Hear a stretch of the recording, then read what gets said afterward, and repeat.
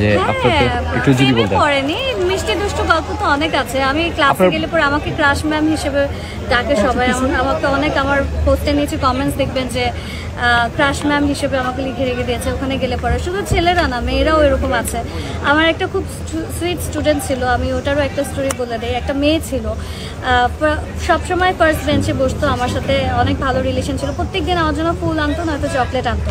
একদিন দেখি যে একদম লাস্ট বেঞ্চে বসে রয়েছে, একদম মন খারাপ। কি কারণ আমার সাথে কোনো কথা বলছে না, কিছু না। তো আমি ওকে নোটিস করছি। আমি ওর যে ফ্রেন্ড ছিল ওকে আমি জিজ্ঞেস করলাম যে ওর কী হয়েছে ক্লাস শেষে।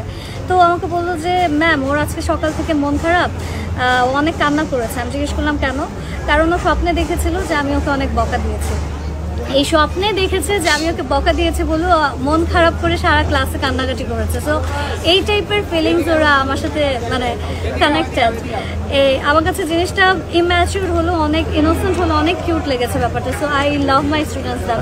আনম্যারিড ভাইয়া, 100% সিঙ্গেল। আমার লাইফে কেউ না, আমি এক্সট্রিমলি সিঙ্গেল। খুবই খুবই খুবই বেশি সিঙ্গেল একটা মানুষ আমি। এক্সট্রিম লেভেলে সিঙ্গেল যদি কিছু হয়, মানে আমি একেবারেই কোনো প্রেম করছি না, কোনো ডেট করছি না, কারোর সাথে কথা বলছি না।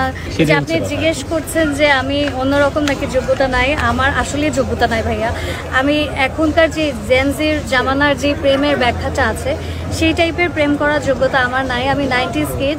আমি এখনও সেই 80s 90s-এর লাভে বিশ্বাস করি। আমি একদিন দেখা হবে, পরের দিন ডেটে যাব, তারপরের দিন আই ডোন্ট থিঙ্ক মানে তারপরের দিন ব্রেকআপ হবে, আবার আরেকটা বয়ফ্রেন্ড বানাবো। এই টাইপের রিলেশনশিপে আসলে আমি বিশ্বাসী না। এখন আমি যদি কারোর সাথে সিরিয়াস হই, actually I am very career oriented now. আমি খুবই বেশি সিরিয়াস আমার কাজ নিয়ে, আমি ওইভাবে করে টাইম পাই না, বা এখন আর অত কথা বলার ইচ্ছেও করে না। বাট যদি আমি এখন কোনো কারোর সাথে কথা বলি, it will be directly marriage. আমি কোনো ডেট প্রেম এগুলোতে বিলিভ করি না।